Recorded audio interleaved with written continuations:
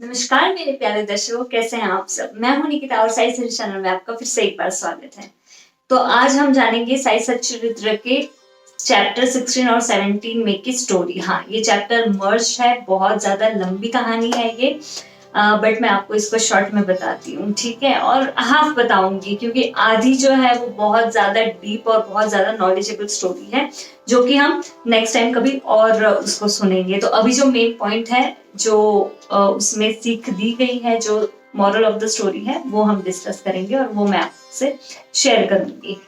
तो बात ये है कि सबसे पहले मैं आपको बता दूं, साईं बाबा जो है, जैसे कि हम सबको बताया, वो बहुत ही सिंपल बाबा थे। मतलब उन्हें ज्यादा कुछ ऐसे चीजों का मतलब जरूरत नहीं था। अगर वो दक्षिणा भी किसी से लेते थे तो इट वाज ऑन पर्पस, मतलब कहीं किसी का कुछ रह गया होगा पहले से, मतलब कुछ वाव लिया हुआ, मतलब अगर उन्होंने कुछ माना था और नहीं दिया, तो वैसे टाइप से जो है बाबा मतलब दक्षिणा लिया करते थे। अदरवाइज उनको जो है वो कोई चीज की मतलब जरूरत नहीं थी, वो ऐसे कुछ भी नहीं मांगते थे। तो बाबा का कहना है, आप अगर मुझे दिल से एक फूल भी दोगे तो वो मैं खुशी खुशी एक्सेप्ट कर लेता हूँ, तो मुझे पैसों की जरूरत नहीं है, ठीक है। तो यहाँ पे इसी के बेस पे जो है हम लोग एक स्टोरी जानेंगे। तो एक बहुत ही ज्यादा बहुत रिच जेंटलमैन थे, मतलब बहुत ही ज्यादा अमीर थे। उनके पास मतलब खेती थी, बहुत ज्यादा घर थे, मतलब पूरी वेल्थ, हेल्थ, प्रॉस्पेरिटी, सारा सब सब उनके घर में था। मतलब उन्हें जो है कोई भी चीज की कमी नहीं थी।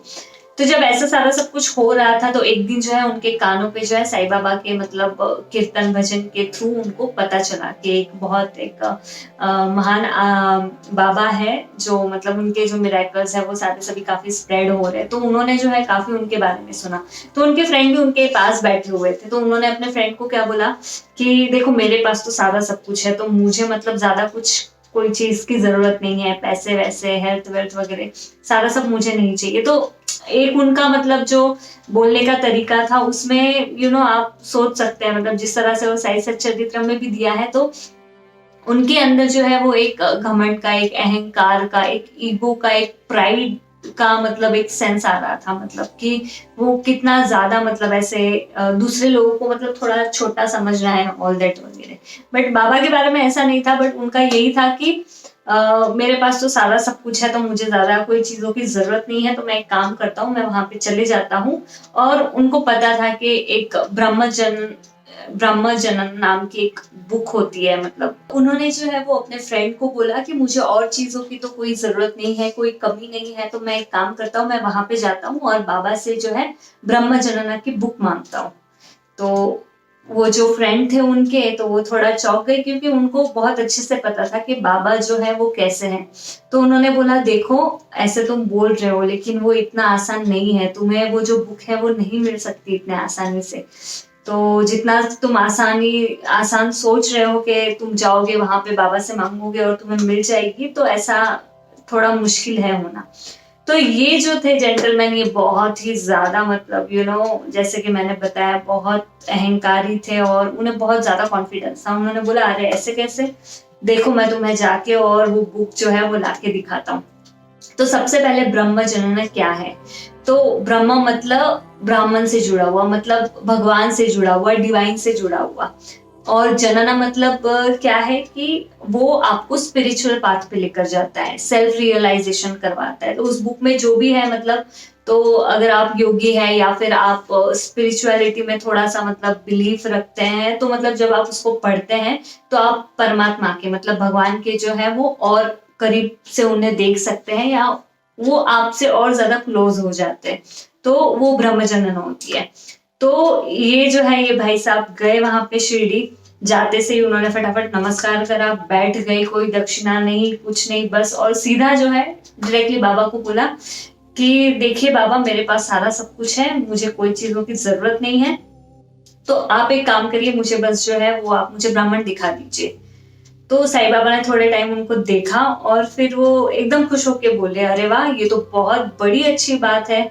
मैं तुम्हें एक बात बताता हूँ, और वो बात ये है कि यहाँ पे जितने भी लोग आते हैं, तो हमेशा किसी को मतलब कैसे प्रॉब्लम होते हैं कि देवा मुझे पैसे दिला दो, मेरा हेल्थ अच्छा कर दो, मुझे ये डिसीज है तो मुझे उससे मुक्त कर दो, तो ऐसी जो चीजें होती है जो सेल्फ रिलेटेड होती है, मतलब जो अपनी मतलब की चीजें होती है, तो बाबा का ये कहना था कि सारे सब जो लोग मेरे पास अभी तक जितने आए हैं तो वो सारा सब मतलब अपने खुद के लिए मतलब चीजों के लिए आए हैं, बट मैं बहुत खुश हूँ कि तुम्हारा सारा सब कुछ अच्छा है और पहली बार मैं तुम्हारे जैसे मतलब इतने रिच इंसान को देख रहा हूँ जिसको ब्रह्म जनना देखना है और उसे वो बुक चाहिए है।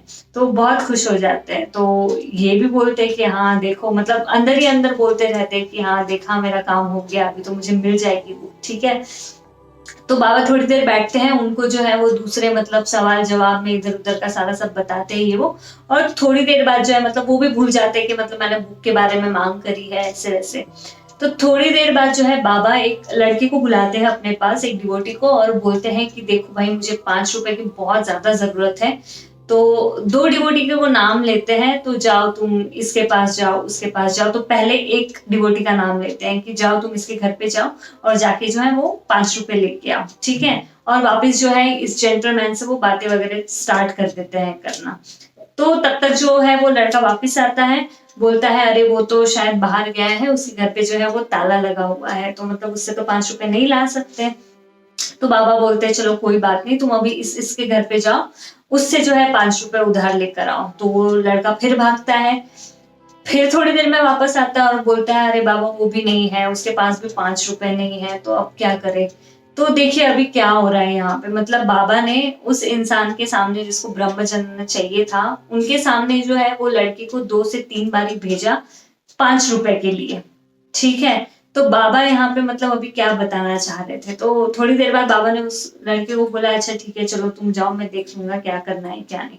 तो बाबा ने फिर उसको सवाल किया अच्छा हाँ अब तुम बताओ कि तुम्हें किस चीज की जरूरत थी। तो उसने बोला कि हाँ बाबा आप जल्दी करिए, मुझे जाना है, आपने वैसे ही बहुत टाइम मतलब ले लिया है, तो मुझे जल्दी से जाना है, आप प्लीज मुझे जो है ब्रह्म जनना की बुक दे दीजिए।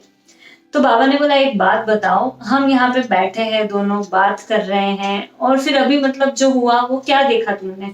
तो उसने बोला हाँ आपको कुछ 5 रुपए वगैरह चाहिए थे, जिसके लिए आपने एक लड़के को भेजा किसी से लाने के लिए, बट वो शायद घर पे नहीं थे तो आपको नहीं मिले 5 रुपए।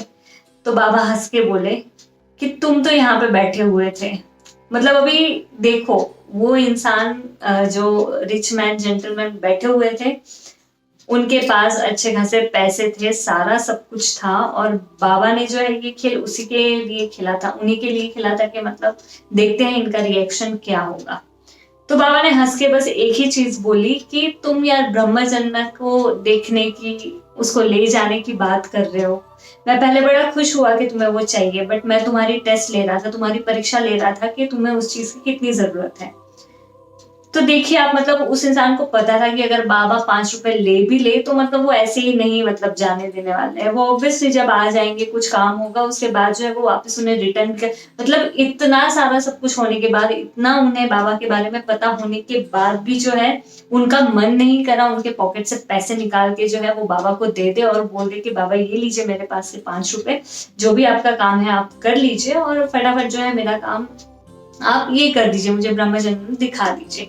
बट उन्हें क्या पता था कि बाबा उनकी परीक्षा ले रहे हैं। तो बाबा ने बस उनको एक ही बात बोली कि तुम्हें जो है अपनी 5 चीजें छोड़नी पड़ेगी, तुम्हें अपना अहंकार छोड़ना पड़ेगा, तुम्हारे ईगो छोड़ना पड़ेगा, तुम जो अपने खुद के लिए सोचते हो वो सोच तुम्हें छोड़नी पड़ेगी, मतलब सारा सब कुछ जो भी तुम कर रहे हो वो सारा सब कुछ अपने लिए ही कर रहे हो, मतलब तो तुम्हारे पास इतनी प्रॉस्पेरिटी है, इतना वेल्थ है, इतना सारा सब कुछ है, तो मतलब इन सारी सभी चीजों का क्या मतलब है। अगर तुम चाहते तो इतना सारा सब कुछ ये चीज होता ही नहीं, मतलब चाहते तो तुरंत निकाल के जो है 5 रुपए मुझे दे देते।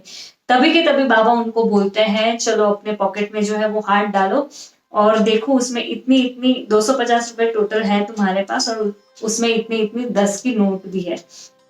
तो ये जो इंसान है ये फटाक से पॉकेट में हाथ डालते हैं, पूरा एक बंडल होता है उनके पास नोटों का, और सच में जब वो गिनते हैं तो बोलते हैं अरे हाँ बाबा ने जैसे बताया इसमें तो सच में इतनी सारी नोट है, और ये एग्जैक्टली 250 रुपीज है।